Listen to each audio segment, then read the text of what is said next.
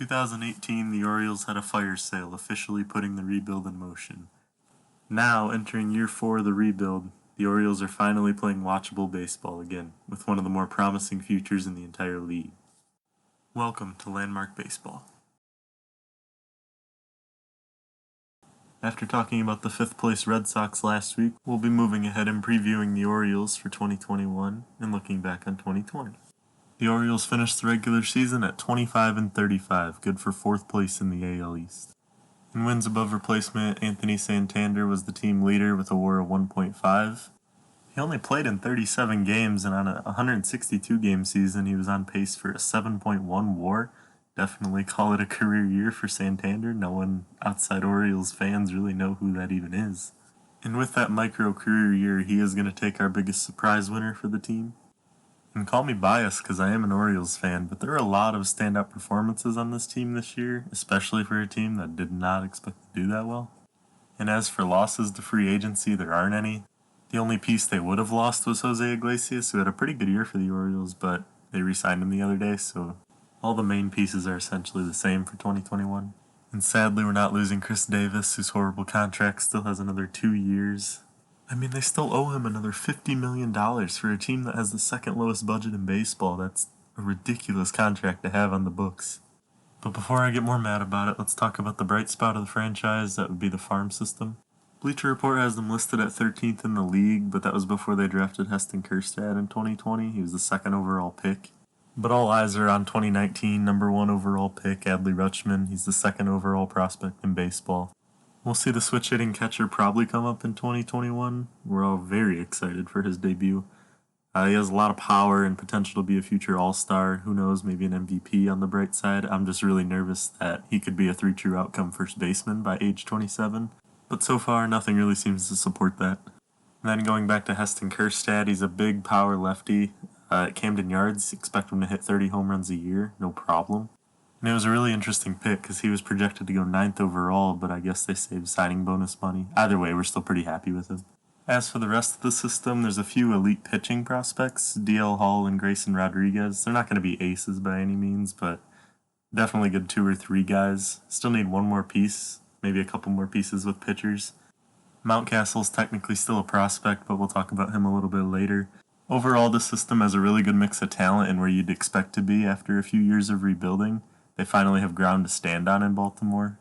Before we get going on the MLB team, I want to talk about Trey Mancini just for a second. He was diagnosed with cancer during spring training in 2020. He was able to get treatments and be free of cancer, so we should expect to see him on the field in 2021. Really happy to see him out there again after kind of a scary few months for him in 2020. As for the guys who were on the field in 2020, Anthony Santander, as we mentioned earlier, was the huge standout. In 37 games, he had 40 hits, 25 of which were for extra bases. His OPS was approaching 900. Very good sign from a guy who was a light-hitting switch hitter. He showed what he could do last year a little bit, but having a second year of that kind of production really establishes that he's not a fluke. And this creates a new problem in Baltimore where we now have 3 or 4 guys competing for the last spot in the outfield, with Mancini in right and Santander in left. Mullins, Hayes, Mountcastle's in the mix. Yasniel Diaz, he's one of the top prospects. He'll be coming up shortly. Kjerstad's not too far off, so the outfield's getting a bit crowded, which isn't a bad problem to have, but as a rebuilding team, you need these guys to get as many plate appearances as they can.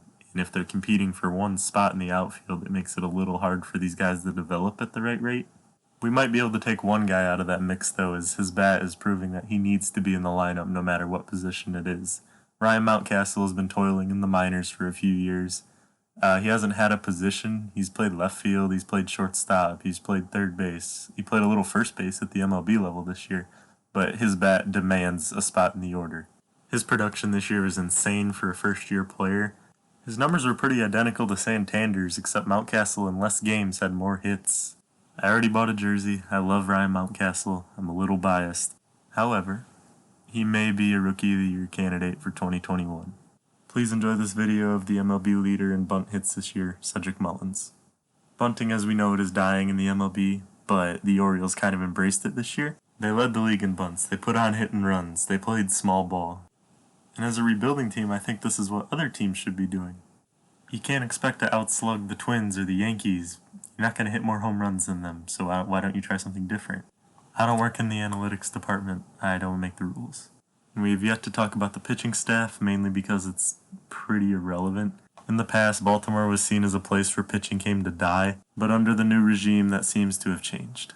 John Means is the ace of the staff. He had a rough start, but in the second half, he was back to normal.